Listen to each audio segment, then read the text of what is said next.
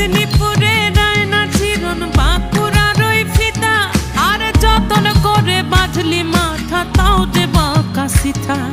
পেছ পাড়িয়া